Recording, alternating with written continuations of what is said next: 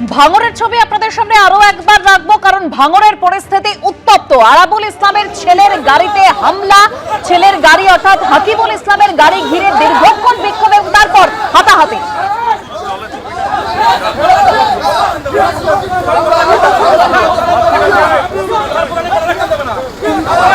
ভোটের মুখে ফের উত্তপ্ত ভাঙর।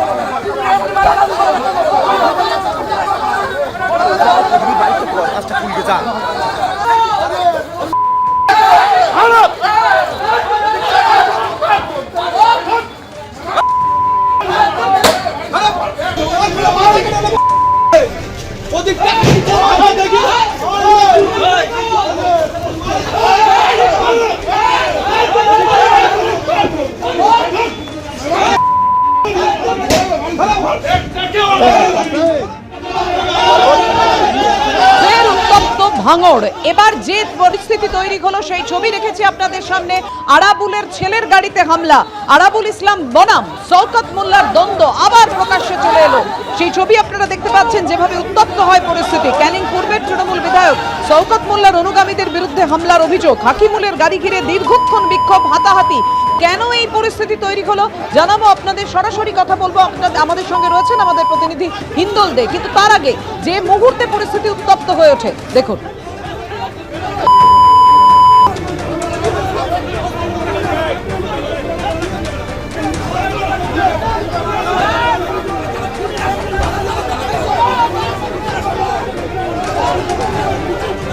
কথা বলবো, আমাদের সঙ্গে রয়েছেন আমাদের প্রতিনিধি হিন্দল দে। হিন্দল,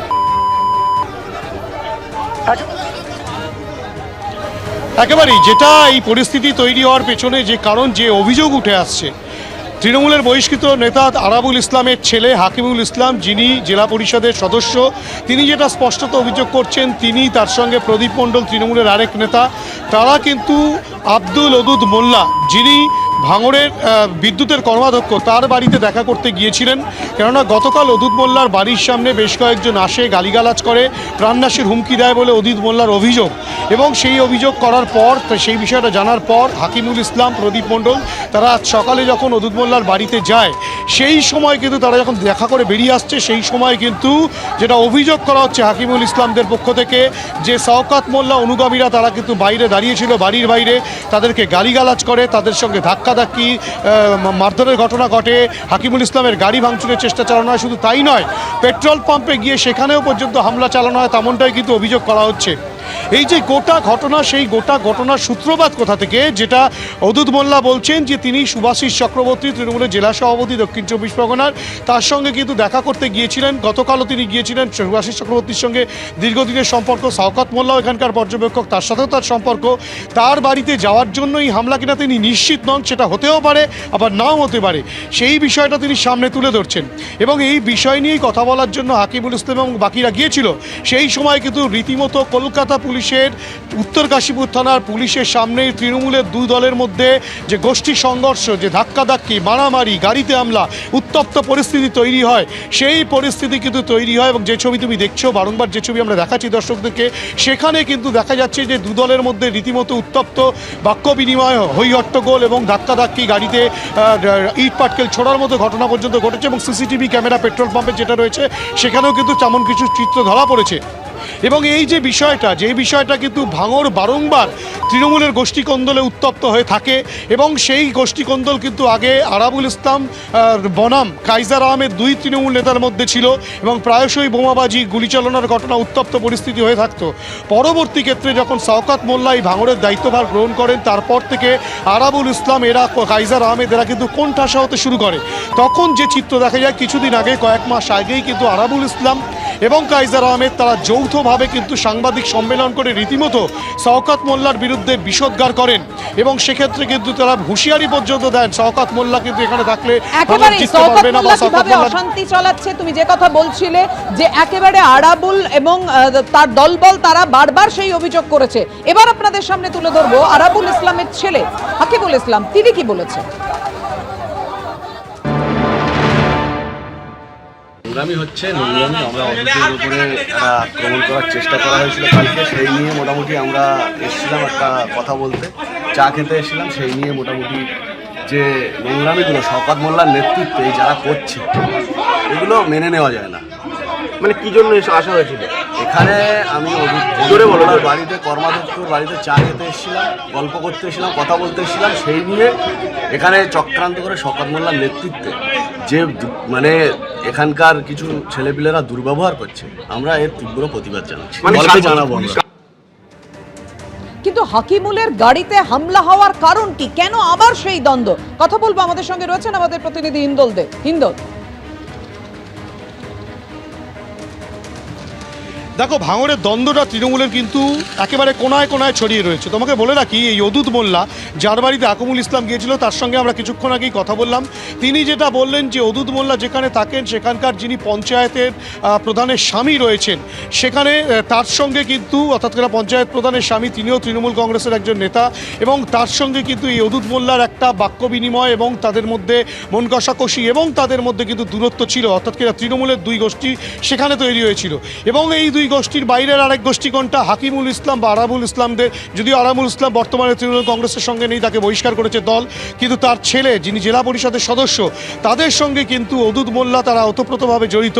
এবং উল্টো দিকে শওকত মোল্লার বাহিনী তারা কিন্তু রীতিমতো বিরোধিতা করলো, তাদের মধ্যে গণ্ডগোলের পরিস্থিতি তৈরি হলো। এবং আজ সকালে একেবারে 2026-এর বিধানসভা নির্বাচনের আগে ভাঙড় যে উত্তপ্ত হয়ে রয়েছে, কলকাতা পুলিশের আওতাধীন হওয়া সত্ত্বেও ভাঙড়ের যে উত্তাপ এতটুকু কমেনি। তৃণমূলের গোষ্ঠীকন্দল যে এখনো পর্যন্ত রয়েছে তা কিন্তু স্পষ্ট, কেননা একে অপরের বিরুদ্ধে অভিযোগ করছে। হাকিমুল ইসলাম যখন এই অভিযোগ করছেন তখন শওকত মোল্লা অনুগামীরা তারা কি বলছেন, যে হাকিমুল ইসলাম, প্রদীপ মণ্ডল তারা পরিকল্পনা মাফিক এসেছিল গণ্ডগোল তৈরি করার জন্যই, তারা এই ধরনের কোনো ঘটনা ঘটায়নি। অর্থাৎ শওকত মোল্লা বাহিনী হাকিমুল ইসলামদের বিরুদ্ধে অভিযোগ করছেন, হাকিমুল ইসলাম শওকত মোল্লা বাহিনীর বিরুদ্ধে অভিযোগ করছেন। অর্থাৎ অভিযোগ পাল্টা অভিযোগ, একে কেন্দ্র করে কিন্তু উত্তপ্ত আবারও ভাঙড়। একদিকে আইএসএফের সঙ্গে তৃণমূলের গণ্ডগোল, আহত হওয়ার ঘটনা, সেখানেও অভিযোগ পাল্টা অভিযোগ। আবার তৃণমূলের মধ্যে তৃণমূলের গণ্ডগোল, সেটাও কিন্তু আবার স্পষ্ট হলো আজ সকালে যে চিত্র অদূত মোল্লার বাড়ির সামনে ঘটেছে। এবং সেক্ষেত্রে কিন্তু একে অপরের বিরুদ্ধে অভিযোগ করছে তৃণমূলের দুই গোষ্ঠী।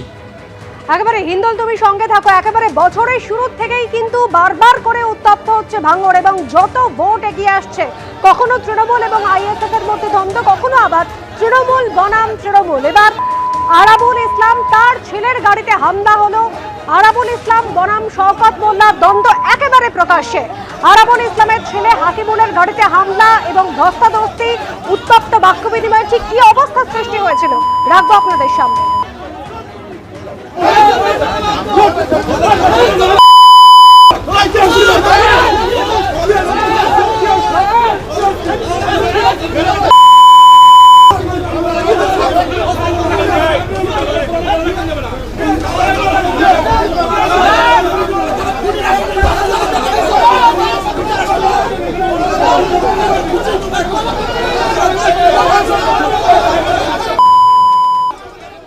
আমাদের সঙ্গে এই মুহূর্তে রয়েছেন তৃণমূল বিধায়ক শওকত মোল্লা।